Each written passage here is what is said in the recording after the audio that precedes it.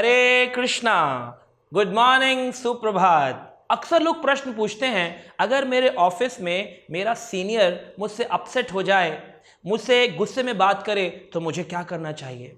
तो देखिए, हर व्यक्ति जो है ना अपने को प्रूव करना चाहता है, मैं सही हूं, मैं सही हूं, मैं सही हूं। लेकिन nobody wants to improve। हर व्यक्ति प्रूव करना चाहता है, लेकिन कोई इंप्रूव नहीं करना चाहता है। अरे भाई, अगर कोई सीनियर नाराज है तो कहीं ना कहीं मुझ में भी तो कोई कमी होगी, लेकिन कोई अपनी कमियों को नहीं सुधारेगा। बस मैं कैसे अपने बॉस को सुधार दूं, दूसरे को सुधारने का प्रयास हम करते रहते हैं, और इसीलिए कई प्रकार की सिचुएशन आती हैं। अगर आप नरम रहेंगे, सॉफ्ट रहेंगे, और आपका सुपीरियर भी सॉफ्ट रहेगा, तो आराम से नौकरी चलती रहती है। लेकिन आप सॉफ्ट हैं और आपका सुपीरियर, सीनियर जो है वो थोड़ा गरम, गुस्से वाला व्यक्ति है, तो कॉन्फ्लिक्ट्स होंगे, थोड़ी सी लेफ्ट राइट परेशानियां आएंगी और आपका मन दुखी रहेगा। लेकिन अगर आपका सुपीरियर गरम व्यक्ति है, गुस्से वाला है, और आप भी गरम हो गए, तो क्या होगा? गरम गरम महागरम, एकदम महाभारत हो जाएगी शुरू। बम्बार्डमेंट्स होंगे, लड़ाई झगड़े होंगे, और आप इस कंपनी से निकाल दिए जाएंगे या आप खुद ही फ्रस्ट्रेट होकर छोड़ देंगे। तो ऐसी स्थिति में क्या करना चाहिए? अगर आपका बॉस या आपका सीनियर अगर ऐसा व्यक्ति है जो हमेशा अपसेट रहता है, गुस्से में रहता है, तो आपको शांत बना रहना चाहिए। इवन घर गृहस्थ में भी देखते हैं, अगर हस्बैंड वाइफ में से एक गुस्से वाला है, दूसरे को शांत बन जाना चाहिए, तभी घर गृहस्थी की गाड़ी चलती है। यानी कि कॉम्प्रोमाइज का जो जीवन है वो जीवन सक्सेसफुल जीवन है। तो आप कहेंगे हमेशा वो व्यक्ति गलत बात पर भी गुस्सा करे, तब भी क्या सहन करें? सहन नहीं करेंगे, आप रिवोल्ट करेंगे तो क्या होगा? ये बम्बार्डमेंट्स में बदल जाएगा। इसलिए सहन करना चाहिए। क्यों सहन करें?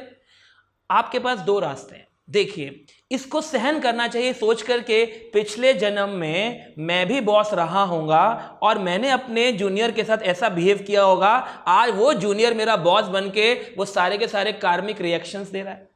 दूसरी चीज कि जब कोई व्यक्ति आपके ऊपर गुस्सा करता है, आपके अंदर दोष देखता है, तो वो आपके दोषों को आपसे निकाल देता है। यानी कि फिल्टर फिलॉसफी आपको पूरा का पूरा शुद्ध कर देता है, और आपके जो अवगुण हैं, जो गलतियां आप करते हैं, वो उस व्यक्ति में आ जाती हैं। जैसे मान लीजिए किसी के 100 रुपये गिर गए और हमने उठाकर अपनी पॉकेट में रख लिए, तो उस व्यक्ति से तो चले गए, हमारे पास आ गए। ऐसे ही जो व्यक्ति दूसरों पर गुस्सा करते हैं, वो दूसरे के अवगुणों को ले लेते हैं और उसके अंदर शुद्धि का भाव प्रकट कर देते हैं, वो पूरा प्यूरिफाई हो जाता है। और हमें ये भी समझना चाहिए कि ऐसे व्यक्ति को परिवर्तन करने का भाव भी रखना चाहिए। कभी कभी आप मंदिर से अगर जुड़े हों तो आप भगवान का प्रसाद उसके लिए ले जा सकते हैं। कभी कभी आप उसको भगवान की गीता भेंट में दे सकते हैं। आप उसके लिए कुछ अच्छे से गिफ्ट्स ले जा सकते हैं जिससे वो खुश हो जाए, और आप उसके साथ अच्छे वचनों में बात कर सकते हैं। वो चाहे कितना भी गुस्सा करे, आपको सहनशील होना चाहिए। और अगर सहनशील ना हो, आप कहेंगे कि हमेशा दबते रहें, तो दबने वाली बात नहीं है। अगर आपको अपने पॉइंट्स रखने भी हैं, तो बड़ी विनम्रता के साथ अपने पॉइंट्स प्रस्तुत करने चाहिए कि देखिए बॉस, मैंने आपकी कल ये बात सुन ली थी, लेकिन मुझे ये चीज़ें गलत लगती हैं, आपका क्या विचार है? तो वचनों की दरिद्रता नहीं होनी चाहिए। चाणक्य पंडित कहते हैं, वचनम किम दरिद्रता, वचनों की दरिद्रता क्यों, कम से कम मीठा तो बोल सकते हैं। एक बार एक गौतम बुद्ध के पास एक स्त्री आई, कहती है सब लोग आपको गौतम बुद्ध जी कुछ ना कुछ भेंट कर रहे हैं, कोई धन दे रहा है, कोई आपको अन्न दे रहा है, कोई वस्त्र दे रहा है, मैं इतनी गरीब हूं, मेरे पास आपको देने के लिए कुछ नहीं है।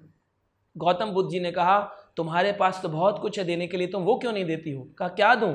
कहा मुझे अपनी मुस्कान दो, तुम मुझको हंस कर के मिलो, अपने अच्छे वचन दो। इस प्रकार से तुम मुझे वो दे सकती हो जो दुनिया नहीं दे सकती है। इसलिए जब भी हम किसी को मिलें तो हमको मुस्कुरा करके मिलना चाहिए, स्माइलिंग फेस के साथ मिलना चाहिए। तो सामने वाला कितने भी गुस्से में हो, आधा गुस्सा उसका कम हो जाता है। दूसरा, हम सभी संसार में आत्माएं हैं, ऊपर से शरीर रूपी आवरण है। जैसे कार में ड्राइवर इंपॉर्टेंट होता है, कार बाहर से आवरण होती है, ऐसे ये शरीर यंत्र है और अंदर आत्मा यानी कि हम उसमें विराजमान है। तो अगर हम जब दूसरी आत्मा से मिलें तो हमको मन में प्रार्थना करनी चाहिए, जो बड़ा गुस्से वाला है, कि हे आत्मा तुम इतना गुस्सा क्यों करती हो, शांत बनी रहो। तो इस तरह से आत्मा से जब आत्मा बात करती है तो आधे कॉन्फ्लिक्ट तो वैसे ही खत्म हो जाते हैं।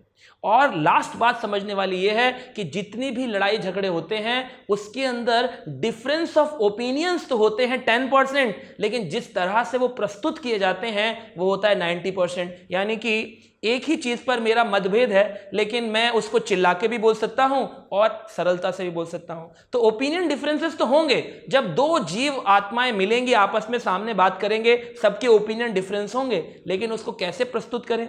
We can present the opinion of difference in humble mode. हम थोड़ा विनम्रता की भावना से प्रस्तुत कर सकते हैं, जिससे सामने वाला संतुष्ट हो जाएगा।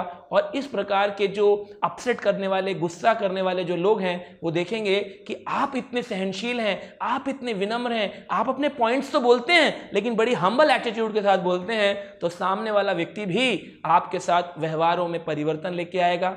आप संतुष्ट रहने लगेंगे और सामने वाला व्यक्ति आपके व्यवहार में खुश होकर के अपने को भी परिवर्तित करने की कोशिश करेगा। गीता को पढ़िए, दूसरे के साथ अच्छा व्यवहार करिए, बिल्कुल परेशान मत होइए, ये सोचिए जो हो रहा है पिछले जन्मों के कर्मों का फल है, और आगे ऐसे कर्म ना क्रिएट करिए जिससे फिर ऐसे जीवन में फल आपको भोगने पड़े। तो आशा करते हैं आप समझ गए होंगे और अपने जीवन को सुचारू रूप से चलाएंगे, अपसेट बिल्कुल नहीं होंगे। हरे कृष्णा। ऐसे ही और भक्तिमय कार्यक्रमों के लिए देखिए हरे कृष्णा टेलीविजन, और इसे प्राप्त करने के लिए आप अपने केबल अथवा DTH ऑपरेटर से संपर्क करें तथा और अधिक जानकारी के लिए आज ही डायल करें 7666 839 839।